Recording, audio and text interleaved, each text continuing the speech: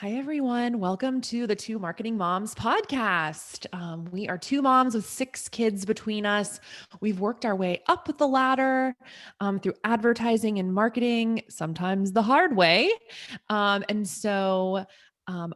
Julia McDowell, and my co host is. Kelly Callahan Poe.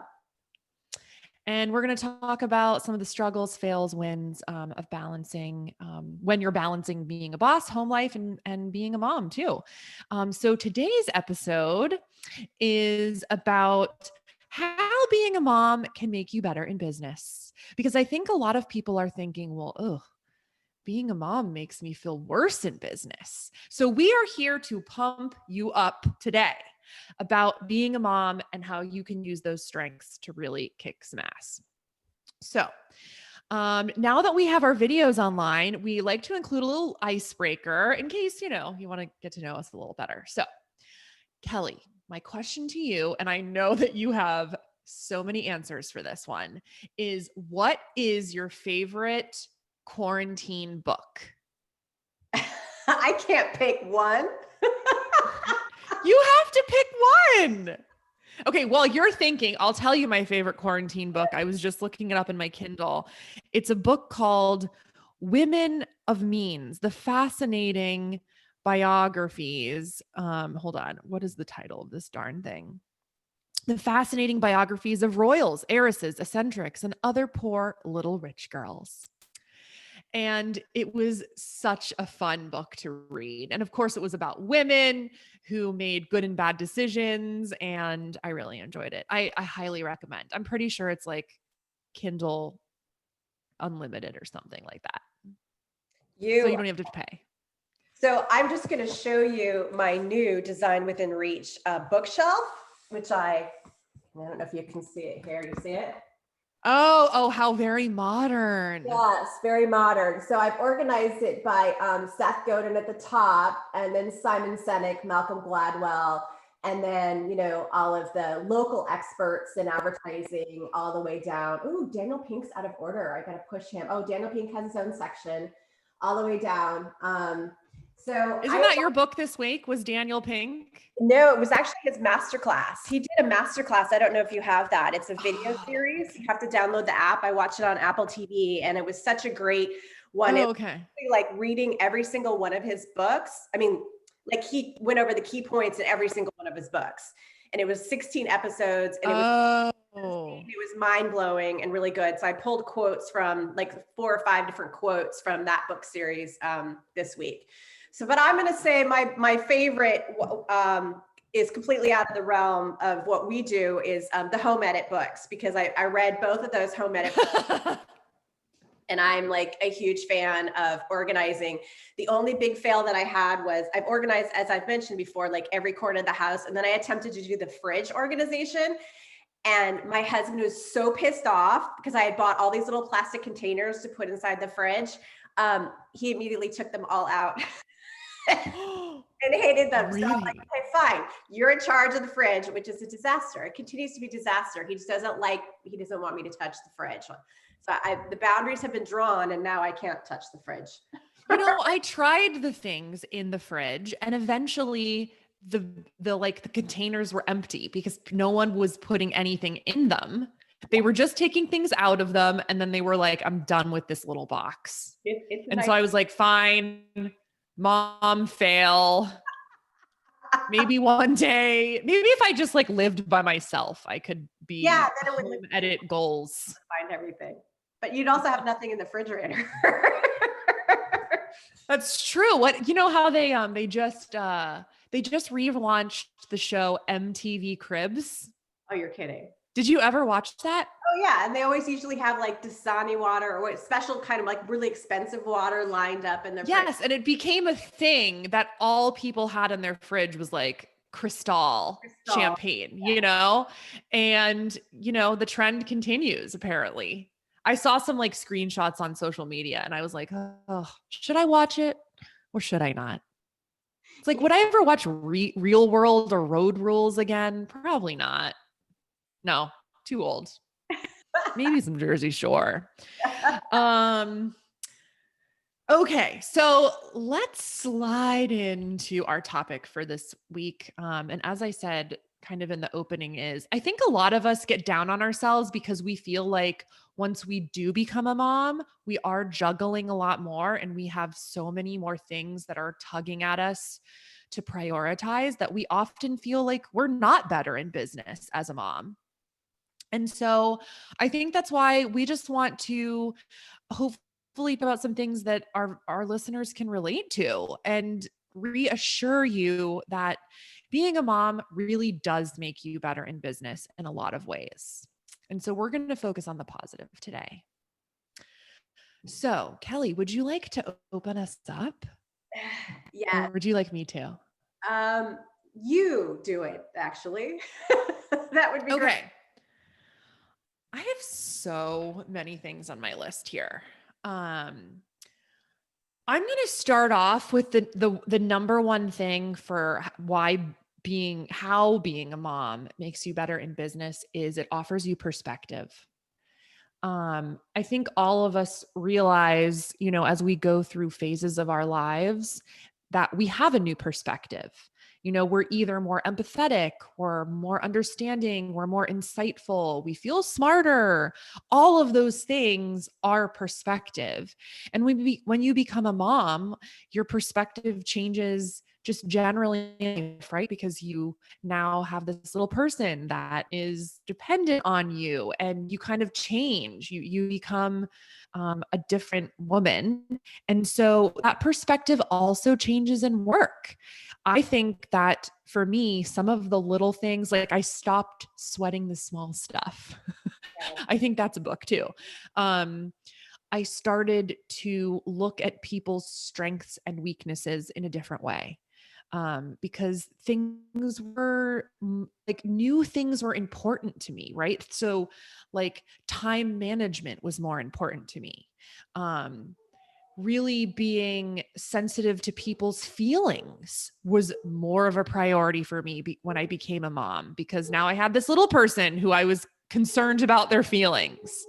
Um, and so that perspective, I think, makes you just like a stronger person in general and definitely becomes a really good tool when you're in business. Would you agree? Yeah, As absolutely. my dog barks. That's fine. I'm sure mine's going to bark any minute too. It's getting close to that time for lunch. Related to that, for me, it's being present more. Um, with children, and this is funny because my youngest son, who's 12, has always done this since he was very little, and I think he learned it in Montessori school. He wants my undivided attention. And so if I'm not looking at him while I'm talking to him, if I'm looking at my phone or looking at the TV, he literally takes my face and moves it to look Yes. at Yes. him so that I really do pay attention. And that makes me realize, okay, I need to do the same thing at work. If someone walks in my office, I need to put down, and you've mentioned this before about bosses Yeah. before that have done this, put down my computer, stop multitasking, and be present in the moment in terms of what they're saying, what they have to say, so that you can respond. And listen, not listen to respond, but just listen to absorb. And I think,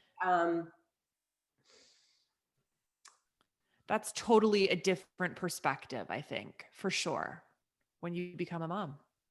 yeah, It's also good. It also it also helps you become a better boss, right? So we've talked about in other episodes of the podcast, like when you become a mom, you're struggling with, how do I continue climbing up that ladder? How do I keep feeding my career and moving forward? And that's one of the ways you can do it, is by growing as a leader and showing your team and showing the people above you that you are growing and becoming, someone that is attentive and present. And I think that's a really good idea for sure. How about this one? I think this one is like, I feel like this was like the obvious one, but balance. yeah. I Uh, think that, yeah. balance. So let's talk about that. Go ahead, give me your perspective. I mean, before I had a child, I was, just balancing my husband and I and our little house and our dog at the time. And I felt sometimes overwhelmed with that amount of responsibility. But then when I had a kid, I had so much more responsibility. And I went through that typical, like, after maternity leave, going back to work and feeling so guilty about being at work and is watching that clock, trying to get home so that I could then give of myself as a mom, so I was having that tug of war like every day. And over time, I learned how to balance things and how to give it work, give it home, and then eventually give to myself, which was a huge piece of that. And that crept into my work life because I no longer could blow a whole day trying to work on a report for a client. I had to be more meticulous about my time management, um, to ensure that I could leave on time or that I could take that break to go pump or whatever it was. Um, and so balance started to like infiltrate my life in so many ways. I also, realized I probably shouldn't pack my day with meetings because then I just become too mentally exhausted. And when I get home, I feel even guiltier because I'm just exhausted and I can't be balanced. I don't know. Can you relate? Or do you have I bet you have other maybe balance related examples. Well, that's always a big topic with among moms is, can you ever truly be balanced? And I think the truth Yeah. is no. I don't know that you are Agreed. ever going to be, there's always going to be one thing that's more important than the other, or one thing that's more taking more of your time versus another. So I think that's kind of a pipe dream to a certain extent. I know we all try to reach for balance, but I don't think it's true. So you have to deal with the things are that at hand. And I mean, I agree. I think balance. You have to define yourself because there's no perfect formula for it. I asked my friends, some of my closest friends before this podcast, what was I like before as a person versus what am I like? Ooh. So I could use that information, and they all said the same thing, which kind of surprised me because I feel like I'm a different person, but they said, no, you're basically the same person. You're straight shooting, you're honest to a fault, you're, you all have the same characteristics that you did before. However, you become more flexible, less self-centered, more. Oh yeah. I'm sure people would say that about me too. As a friend. Yeah. More empathetic. And they said that they think about me the same way that they always have. However, what they said that they admired most about me was that I stayed true to myself and I didn't let motherhood swallow me up. And a couple of them have felt that they let motherhood swallow them up. And I think maybe because two of them that I spoke with didn't have a career while their kids were young. They chose to stay at home. And they said that they admired that, that while I love being a mom, I also needed fulfillment from my work. And if I was fulfilled, then I would be more happy. And then, of course, I would be a better mom to my kids. Yep. And so they were surprised that, a lot of moms do have those trade-offs and didn't see that I seemed to have them, and admired that I was able to juggle both, motherhood, career and kids, and didn't lose myself. I feel uncomfortable saying that because that doesn't mean that I'm trying to be a braggart, because No, everyone's journey is different. I mean, there are probably women out there that feel like they didn't really change at all. And then there are other women that are on the absolute other spectrum that think they completely changed. And we're all trying to find that balance for ourselves. Like I really did change more than my friends think I changed. But that's why I was surprised. Because they were internal changes for you, probably. Yeah. Like little shifts, like we're talking about, like little perspective shifts Well, that I was allow also, you to look at something differently. I'm going to give a political example because my husband said, um, when you become president, you don't change as a person. You're still the person you always were. Because, of course, we're talking politics this week. Yeah. Same thing as, when you become a mom, do more of your two characteristics really come out? And I think that's an interesting question to think about. And I remember that I'm the oldest child. I have two younger brothers out of my family, and I was always the caretaker for my little brothers. And I remember, as a young teen, having dreams about, my little brother Colin, who is now 45 with the two children of his own, worried about him, that something was going to happen to him and I had to save him, right?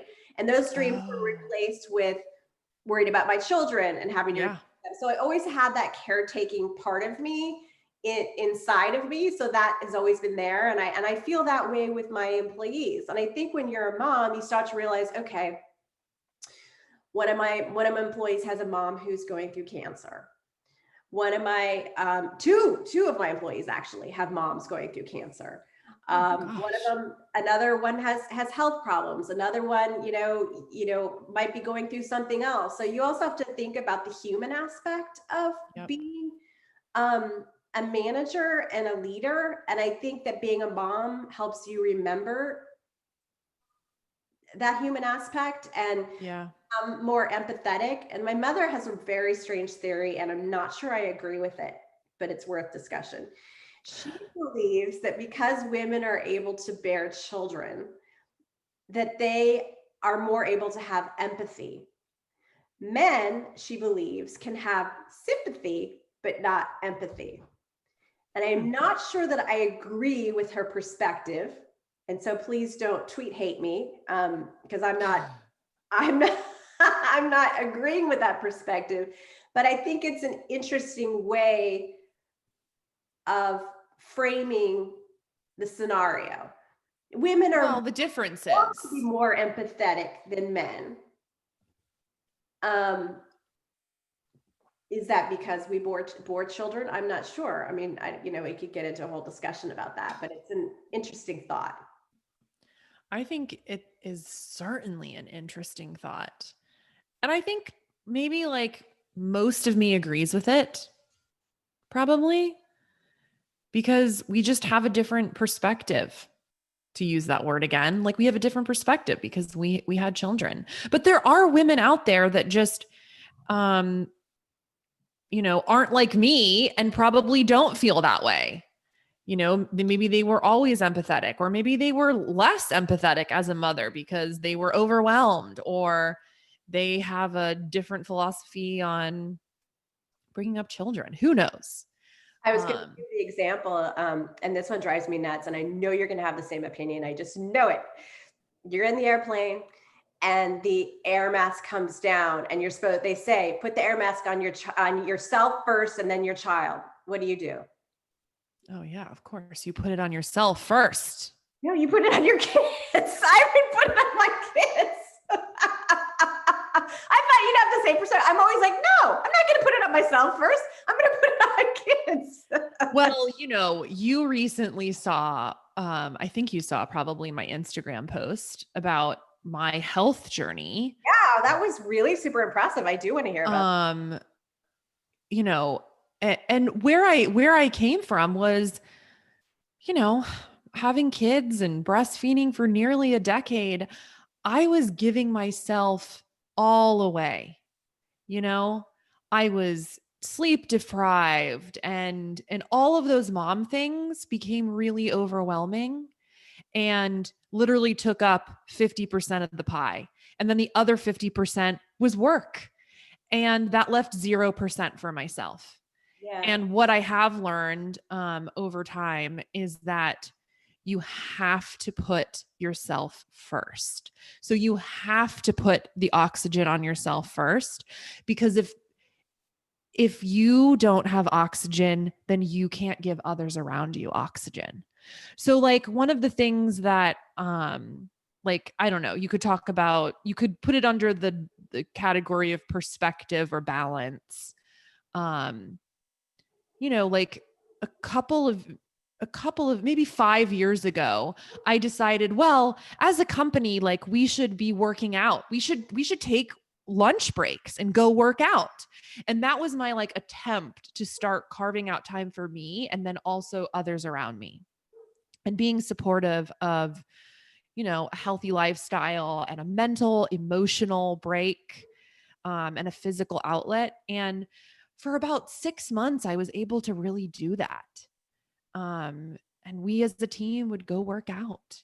And it was fantastic. And it was such a great break in the day. And I felt everyone around me feeling more positive because we were doing something out of the office. And it was just so intentional that the rewards were greater because of that. And so over time, I've ebbed and flowed with being able to afford myself priority and creating boundaries. But when I have, I've become more successful just as a person, because if I am happy and healthy and feeling good about myself, then it permeates not only at work with my coworkers or my clients, but also, within my own household. So that has been a huge shift for me um, since becoming a mom. And I can also say that before becoming a mom, did I really carve out a lot of time for myself? I mean, probably. I was a probably much more selfish person. I did. I know I did. But I wasn't into like the self-care part of it. I was selfish in my time management, but I wasn't like thinking about how my mind, body, and spirit had to kind of be in a good place for me to be working on all cylinders. So, so yeah. My answer surprised you, huh? Well, I'm still going to put on my kids' mask before my own. Doesn't mean I'm not going to do self-care. It just means my instincts come in and I want to take care of them first, you know? But if you have no oxygen, Kelly, how are you going to get to the last kid? Hold my breath. Hold my breath. But I think that also leads to another point, which is how you change from kid one to kid three. Not everyone has 3 kids, but there's Oh a yeah. massive change between kid one and kid two and kid one and kid three. And you start to understand why the third kid gets to be the most spoiled and stay out at all hours because you've lost all energy. Yeah. And you have really relaxed as a person because you're not stressed. I think my youngest child potty trained himself. I don't remember potty training him at all because he just wanted to Yeah. follow his brothers, And so that, Yeah. I think the more kids that you have also gives you another layer and dimension as a person and as a leader, because you start to relax even more and start to go, okay, this is more and more stress and I can't keep amping it up. So all I can do is just let it go. And the kids Yes. are fine and they will be fine. And the youngest And is always the happiest child, always. does that make the middle child the most Every day miserable? he's joyful. I don't know why. He probably got the least attention, but he's just a happy child. Yeah. Same with my third baby. Yeah. At the same time, I think the more children you have, the more I've become more insane about time management. Yeah. I remember, when I had 2 kids and one of my client had just gotten pregnant with her first. And so of course we had all these wonderful stories to talk about and to relate about finally, right? Because she was becoming a mom and I was already a mom, and it was such a great time in our lives. And I remember one day we were on the phone, maybe we had a 10 o'clock call or 9 o'clock call. It was early in the morning. And I had told her, I have already lived an entire day before I got to work. Yeah. She was talking about how, she woke up and make breakfast for her husband and he left for work. And I don't know, she at the time had just such a more relaxed morning than I did. And I was like, oh my gosh, like I made lunches. I have dinner in the crock pot. I got laundry, a load done.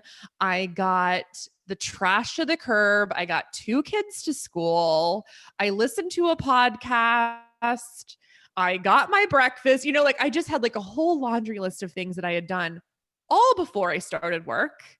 And Yeah. I hit the day running with a calendar and a list of the things that I had to accomplish. So I think some people might see it as like a negative, like, we just have too much on our plate, so we have to be really structured. But I kind of see it also as the positive. Like it made me regimented about what I have to get accomplished. And I had to be realistic about my time management. Like I couldn't go and promise 10 things, client A, B, C, and D. I'm going to get all this done for you in one day. I had to be much more realistic and give them time frames that worked for me and worked for them without putting so much pressure on myself. So I don't know. I think while you become more relaxed and you don't sweat the small stuff, you also become more efficient. I totally agree. That's absolutely true. And there's that saying where they say, if you want something done, give it to the busiest person you know, right? Yes, totally. And Yes. I remember feeling that way at the kids' elementary school. I had, was working and I was a mom. And then for some reason I volunteered to manage the website at the school. And I was like, wait a minute. I don't need to do this. This is too much. This is too much. There's only so much that you can do. And that's when you do Yeah. have to learn to say no and prioritize the things that are really important for you. So I agree with that wholeheartedly. And related to that, because of all that, it increases your confidence. Yes. So my confidence, I have become way more confident as a mom, and especially as each kid was born. And again, as the third kid was born, I kind of felt like an old pro that I could handle anything. So that was, it's not that you have superhuman capabilities. You just I wish. adapt because you have to do all these things. And I'm lucky I have a very supportive husband who definitely shares the workload with me. Not every mom does. Yeah, I have a husband that's a Mr. Mom, especially during quarantine days when we had a 2-year-old home 24/7 for 6 months. That's good. You're lucky. Yeah, while working 40 plus hours a week. That was a lot. Yeah. That was a We lot. talked about increased confidence. We Oh talked, yeah, I am like my confidence level was probably like a 5 before becoming a mom, and I thought that was a lot. And I would say now it's like I'm at a good 85 out of 100. I probably put myself about there too. Definitely. And it keeps increasing, I think. But I've also hit that milestone where I'm now over 50. And I think also as you age, Self-doubt creeping in. you become more confident. Oh, Because, okay, good. yeah, you become way more confident. Yeah. Um, you care less. I don't know if it's you care less, but you just prioritize what you care about. I'm not sure, but that's how. But so we also talked about being present more. Um, what other things that are I said perspective and balance. How about this one? Patience. yeah, that's the biggest one. And the big part about that is there's that saying that if someone can do something 80% as good as you are, you should just let them do it. And sometimes that's Yes. hard for type A people to do, but more and more and more, that's become my priority because I have to let things go. It Yeah, my husband and I were talking about this week, and he said, and I quote, after watching a kid throw a fit, your coworker losing their mind doesn't seem that big of a deal. But it's true. I mean, people yeah. in work and especially as bosses or managers, we have to look out for the teams that work with us, and someone may have an issue, whether it's personal, something that flows into work from home, or is just purely work related. We have to have patience and understanding. And thank goodness I became a mom before becoming really a manager, because I had more patience. I would also say, related to that, into the next point, because of quarantine, which has also given us a completely different perspective, we have, and now I'm forgetting what I was about to say, just like you did last time. We have become more adaptable. There's my word. Yes. We've had, and because so many curves Forced. thrown our way this year, it's like, okay, do we stop an ad campaign? Do we start it? What's the new message? How do we change? How do we adapt? How do we, push, pull? And so, things our clients throw our way are no longer surprises, where in the past it might have, like, oh gosh, you want to cancel your campaign, or oh gosh, you want to make. Now I'm like, okay, I've thought about that. What if we do XYZ? And you become a lot more anticipatory, because you have to be, with kids, you have to be anticipatory. Like, I know when my kid's going to need a haircut. I know when he's going to need school supplies. I know when he's going to need, Yeah. yada, yada, yada.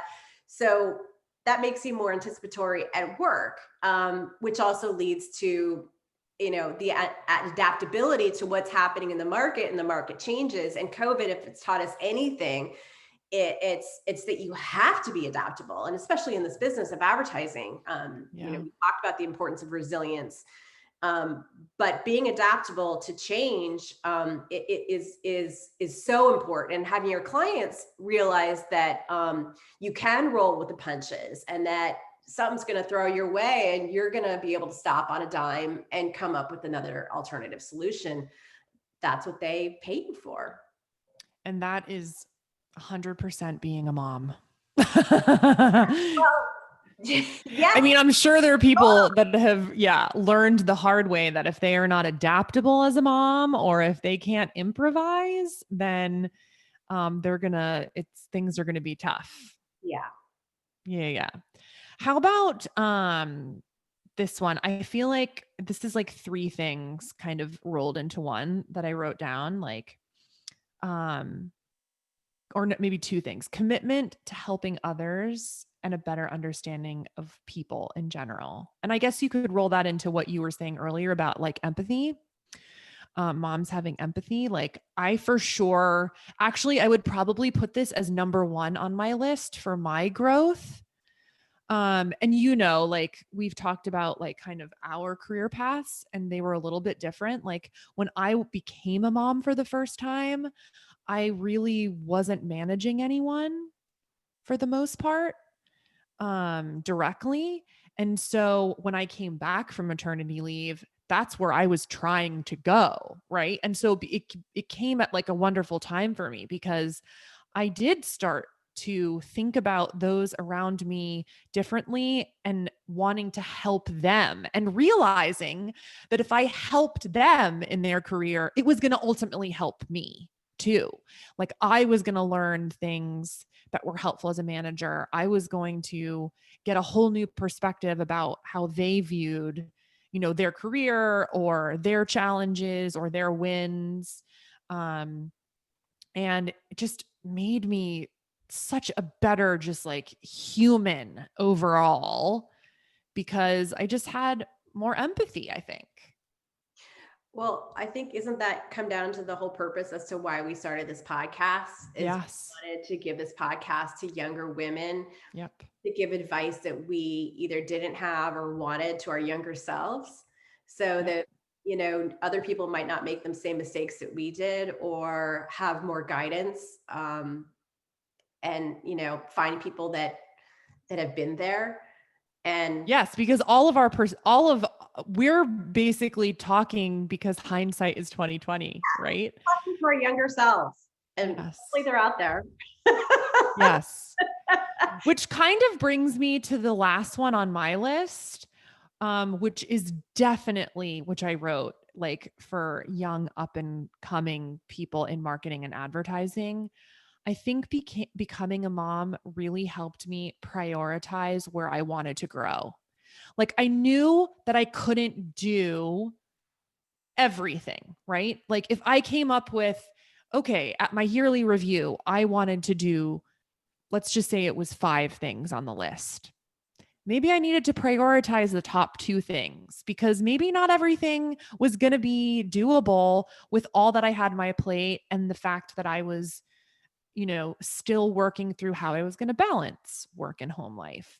Um, so prioritizing where I wanted to grow and putting all of my energy into that one thing or maybe 2 things, is just a great overall philosophy for the rest of your career too. Like, don't spread yourself too thin. Instead, go deep on something, become an expert or become really really good at that craft before moving on to the next thing. Yeah. Yeah. I don't have anything to add there. I think you Awesome. captured it all. Awesome.